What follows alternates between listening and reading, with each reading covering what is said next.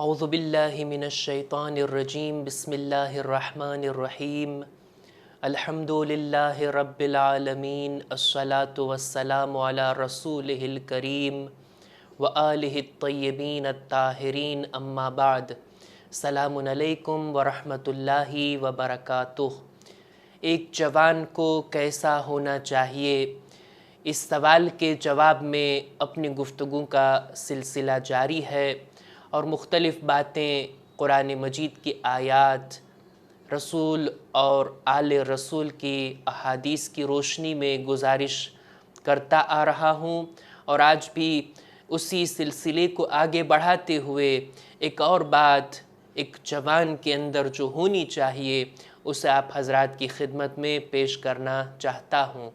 جوانی کا دور، جوانی کا حصہ، عمر کا وہ حساس حصہ ہے کہ جس کے اندر جوانی کا جوش بھی ہوتا ہے، احساسات بھی بڑھے ہوئے ہوتے ہیں، اور اسی وجہ سے جوان ہر کام کے لیے آگے بڑھنے کا جذبہ رکھتا ہے، ہر کام کو کر سکتا ہے، ایسی قدرت بھی اس کے بدن میں ہوتی ہے۔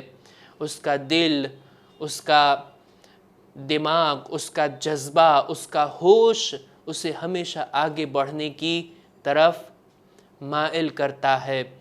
اسی لیے ایک چیز جو جوان کے اندر ہونی چاہیے، میں اپنے جوانوں سے گزارش کرنا چاہتا ہوں کہ یہ چیز اگر اپنے اندر ہے تو اسے ڈیولپ کیا جائے، اسے بہتر بنایا جائے، اگر نہیں ہے تو اسے ضرور اپنے اندر پیدا کیا جائے۔ اور وہ کیا ہے؟ وہ ہے اپنے نفس کے اوپر کنٹرول، اپنے احساسات کو قابو میں رکھنا، اپنے آپ کے اوپر اتنا کنٹرول حاصل ہو کہ ایسا نہ ہو جیسا علماء اخلاق بیان کرتے ہیں کہ ہمارے جذبات، ہمارے ایموشن، اس کا ریموٹ کنٹرول کسی دوسرے کے ہاتھ میں ہو۔ ایسا نہیں ہونا چاہیے۔ ایک جوان کو کیسا ہونا چاہیے؟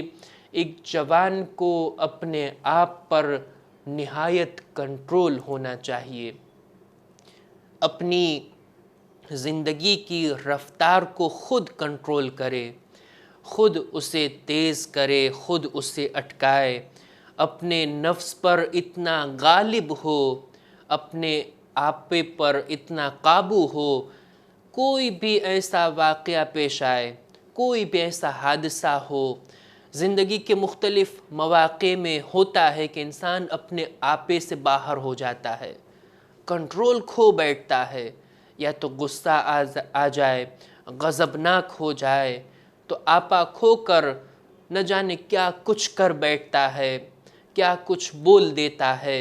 اسی لیے بعد میں پھر پچھتاوا ہوتا ہے، افسوس ہوتا ہے۔ غصہ اور غضب، اس پر انسان کنٹرول رکھے، اپنے ہوا و ہوس، اپنی شہوات، اپنا دل جو کچھ چاہتا ہے، اپنی خواہشات، جو کام اسے کرنا چاہیے، جو کام نہیں کرنا چاہیے، گناہوں سے بچنے کے لیے، برے کاموں سے اپنے آپ کو محفوظ رکھنے کے لیے خود اپنے آپ کے اوپر کنٹرول پیدا کرنا، یہ ہر ایک جوان کی ذمہ داری ہے۔ اگر اپنے آپ پر کنٹرول نہیں رہا تو یہ انسان غصے میں آ کر، غضب کا شکار ہو کر نہ جانے کیا کچھ کر بیٹھتا ہے اور اپنی کامیابی کے راستے سے بھٹک جاتا ہے۔ کامیاب ہونے کے لیے یہ چیز اپنے اندر ہونا بہت ضروری ہے کہ انسان اپنے آپ پر کنٹرول رکھے۔ رسول خدا صلی اللہ علیہ وآلہ وسلم ایک روز راستے سے گزر رہے تھے، کیا دیکھا کہ اصحاب میں سے کچھ افراد بڑے بڑے پتھر کو ایک جگہ سے اٹھا کر دوسری جگہ منتقل کر رہے ہیں۔ رسول خدا نے یہ عجیب منظر دیکھا، سوال کیا، آپ لوگ یہ کیا کر رہے ہیں؟ تو جواب ملتا ہے کہ ہم لوگ دیکھ رہے ہیں کہ ہم میں سے سب سے زیادہ طاقتور کون ہے۔ نعرف بذالک اشدنا و اقوانا، یہ پتھروں کو جا بجا کر کے ہم یہ دیکھنا چاہتے ہیں کہ ہم میں سے کون مضبوط ہے، کون طاقتور ہے۔ اس موقع پر رسول خدا نے موقع کو غنیمت جانتے ہوئے ارشاد فرمایا، اے لوگو، کیا میں تمہیں بتاؤں کون تم میں سے طاقتور ہے، کون تم میں سے مضبوط ہے؟ الا اخبرکم باشدکم واقواکم۔ وہ لوگ کہتے ہیں بلا یا رسول اللہ، ہاں فرمائیں، ہم جاننا چاہتے ہیں کہ ہم میں سے کون زیادہ طاقت رکھتا ہے۔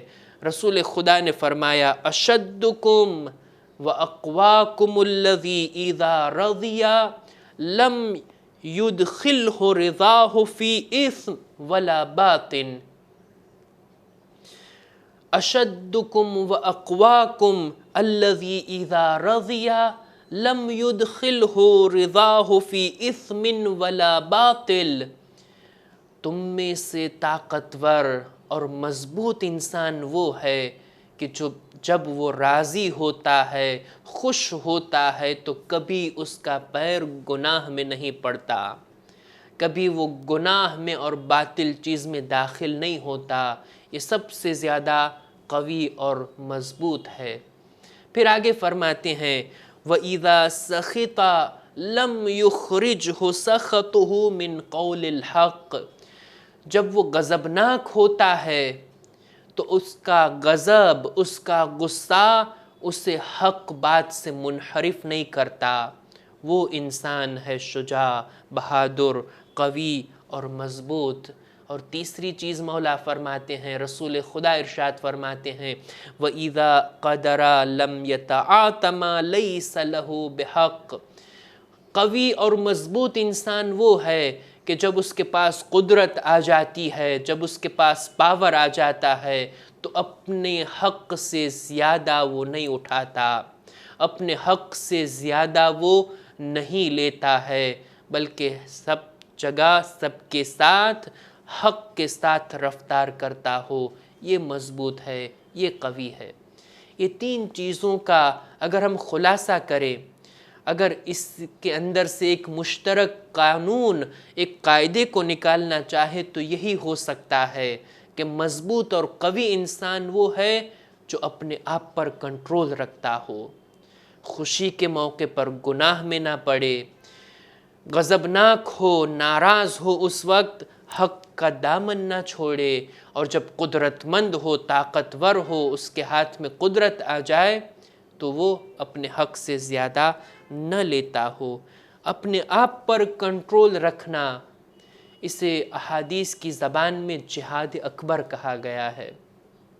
ایک جہاد وہ ہوتا ہے جو دشمنوں کے ساتھ میدان جنگ میں لڑا جائے، جو آج کل کے زمانے میں مقدور نہیں ہے، مگر ایک جہاد وہ ہے جو خود اپنے نفس کے ساتھ کیا جائے، جسے کہا جاتا ہے جہاد اکبر۔ اپنے نفس جیسے دشمن کو اگر پچھاڑ دیا، اسے اپنے قابو میں لے لیا، اگر اس پر غالب آ گئے تو اب ہماری کامیابی یقینی بن سکتی ہے۔ رسول خدا کی ایک حدیث، آپ فرماتے ہیں، اعدى عدوک نفسک التی بین جنبیک۔ جانتے ہو تمہارا سب سے بڑا دشمن کون ہے؟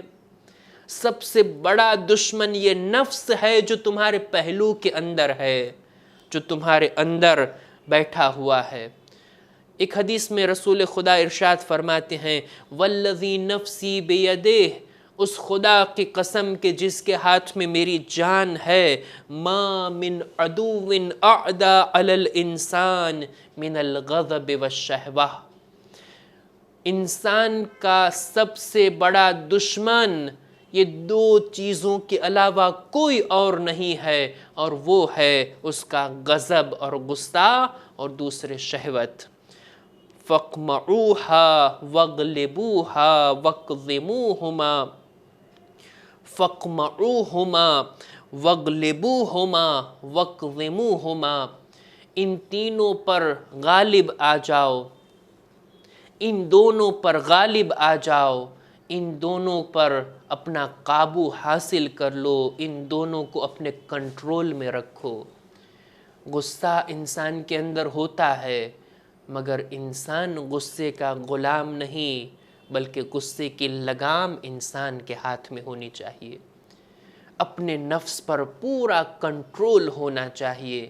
یہ کیا بات ہوئی کہ کسی کے 2-4 الفاظ ہمارے غصے کو بھڑکا دے، کسی کی معمولی سی رفتار ہمارے احساسات کو ابھار دے،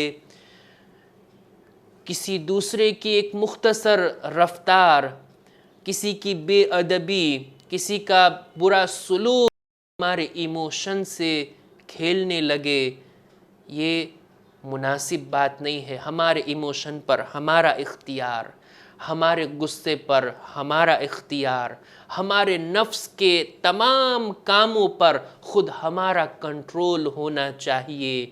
ایسا جوان اپنے آپ کو بنائے۔ تاریخ کے اندر ملتے ہیں نمونے ہمیں، تھے ایسے افراد کہ جن کا پورا کنٹرول خود اپنے آپ میں تھا۔ کوئی اسے غضبناک نہیں کر سکتا تھا، کوئی اسے بھڑکا نہیں سکتا تھا، کوئی اس کے احساسات سے بازی نہیں کر سکتا تھا، کوئی ان کے ایموشن سے سوء استفادہ نہیں کر سکتا تھا۔ جناب سلمان فارسی، پیغمبر اسلام کے عظیم صحابی، بڑی عمر کے تھے، ضعیف تھے، بزرگ تھے، داڑھی سفید ہو چکی تھی، سن رسیدہ تھے۔ کچھ جوانوں کو کچھ مذاق سوجا، سوچا کہ چلے آج جناب سلمان کو پریشان کرتے ہیں۔ ایک جوان آگے بڑھا، جاتا ہے جناب سلمان کے پاس، جا کے بیٹھ گیا اور جا کے ایک سوال پوچھتا ہے جناب سلمان سے، اے سلمان یہ بتاؤ تمہاری داڑھی بہتر ہے یا کتے کی پونچھ بہتر ہے؟ اس جانور کی پونچھ کے ساتھ جناب سلمان کی داڑھی کو کمپیر کیا۔ اس موقع پر اس عالم میں کسی بزرگ انسان کا کیا ری ایکشن ہونا چاہیے؟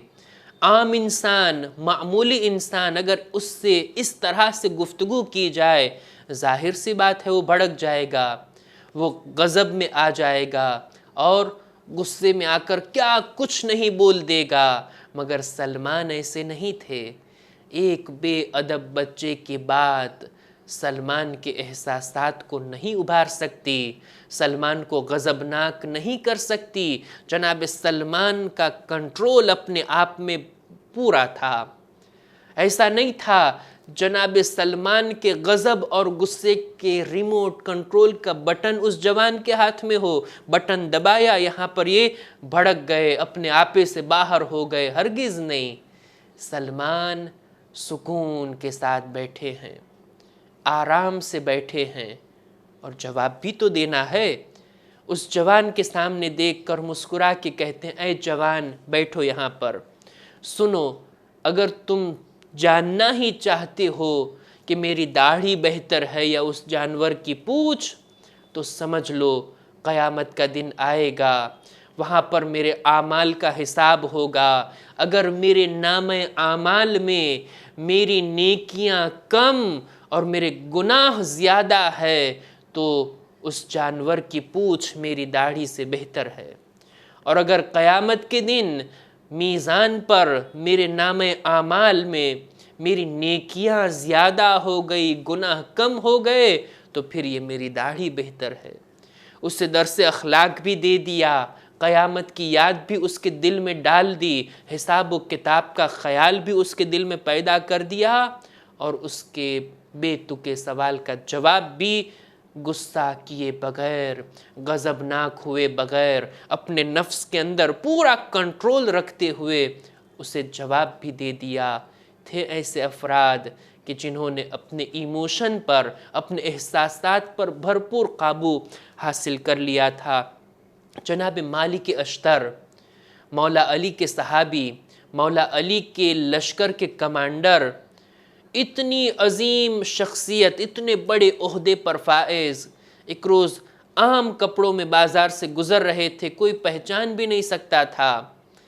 جو لوگ نزدیک سے جانتے تھے انہیں معلوم تھا کہ یہ مالک اشتر ہے۔ بازار کے اندر ایک شخص نے جناب مالک اشتر سے بے ادبی کی، اپنے تھوک کو اچھالا جناب مالک اشتر کے سامنے۔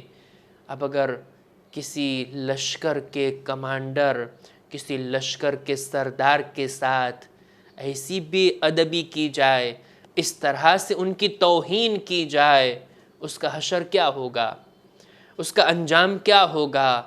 جناب مالک اشتر اس موقع پر بالکل خاموش رہے، اپنے آپ پر کنٹرول رکھے ہوئے، اپنے غضب پر، اپنے ایموشن پر بالکل قابو رکھتے ہوئے سر جھکا کے وہاں سے چلے گئے۔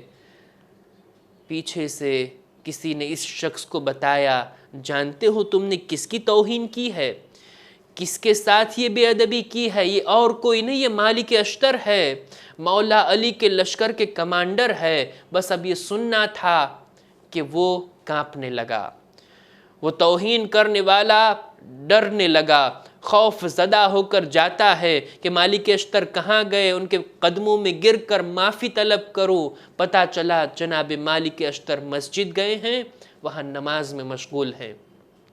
جاتا ہے، معافی طلب کرتا ہے۔ جناب مالک اشتر کہتے ہیں میں مسجد آنا نہیں چاہتا تھا، مگر میں مسجد آیا ہوں اس لیے 2 رکعت نماز پڑھ کے خدا سے دعا کرو، خدایا اس بندے خدا کو میں نے معاف کیا، تو مجھے معاف کر دے۔